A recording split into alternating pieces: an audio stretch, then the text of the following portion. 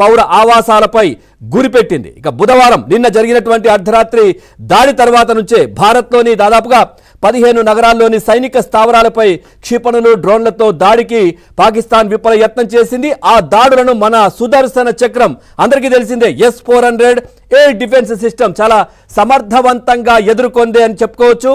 ఆ దాడులను కూడా పూర్తిగా తిప్పికొట్టినటువంటి పరిస్థితి. ప్రతిగా లాహోర్ సహా పాకిస్తాన్కు చెందినటువంటి దాదాపుగా 9 ఎయిర్ డిఫెన్స్ వ్యవస్థలపై భారత్ ఒక భీకర దాడులైతే చేసింది నిన్న. దాంతో మరింత రెచ్చిపోయినటువంటి పాకిస్తాన్ డ్రోన్లు కావచ్చు, ఇటు రాకెట్ల వర్షం కూడా కురిపించిన పరిస్థితి. ఇక భారత్ వాటన్నిటిని గాల్లోనే అడ్డుకొని పూర్తిగా ధ్వంసం చేసింది. అంటే అట్లాంటి అధునాతనమైనటువంటి సిస్టమ్ మనకు అందుబాటులో ఉంది. అట్లాంటి వ్యవస్థలు భారత్ ఎప్పటి నుంచో కూడా పూర్తిగా రెడీ సన్నద్ధం చేసుకుంది. ఎప్పుడు కూడా భారత్ యుద్ధానికి ముందుకు వెళ్ళదు. అటువైపు ఉన్నటువంటి ఏదైతే యుద్ధానికి వాళ్ళు వస్తేనే ఎప్పుడైనా కానీ యుద్ధం చేసే పరిస్థితి ఉంటుంది. ఇప్పుడు కూడా వద్దని వారిస్తున్నా వాళ్ళు కయ్యానికి కాలు దుబ్బుతున్నారు. కాబట్టి ఇది ట్రైలర్ మాత్రమే, కాస్త రుచి చూపిస్తేనే పాకిస్తాన్ అల్ల కల్లోలం అవుతున్నటువంటి పరిస్థితి భారత్ దెబ్బకు కనిపిస్తా ఉంది. దీంతో అటు పాకిస్తాన్ ఇటు భారత్ ఆ అమెరికా సంప్రదింపులు కూడా జరిపినటువంటి పరిస్థితి. ఉద్రిక్తతలు తగ్గించుకోవాలంటూ కూడా సూచించింది. ఆ చర్చలు విఫలమైన మరుక్షణంలోనే పాకిస్తాన్కు చావు దెబ్బ తప్పలేదు.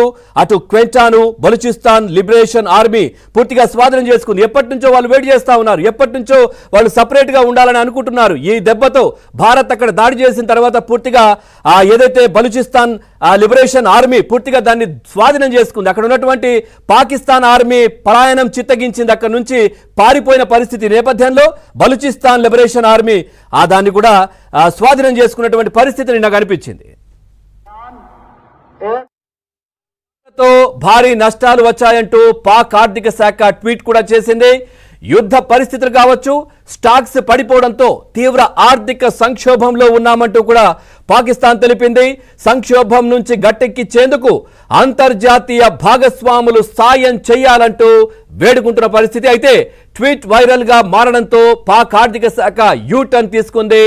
తమ ట్విట్టర్ అకౌంట్ హ్యాక్ అయ్యిందంటూ బుకాయించిన పరిస్థితి. నిజంగా చెప్పాలంటే పాకిస్తానే ఇతర సంస్థలు ఇతర దేశాలకు సంబంధించినవి హ్యాక్ చేసే ప్రయత్నం చేస్తుంది. నిజంగా చెప్పాలంటే పాకిస్తాన్వి ఎవరు హ్యాక్ చేయాలనే ఆలోచన కూడా చేయరు. ఈ పూర్తిగా అక్కడ ఉన్నటువంటి ప్రజలు కావచ్చు, ఇతర దేశాలు విమర్శల కారణంగానే పూర్తిగా ఈ ట్వీట్ను ఏదో హ్యాక్ అయిందని చెప్పి కళ్ళబొల్లి కబుర్లు చెప్పే ప్రయత్నం అక్కడి ప్రభుత్వం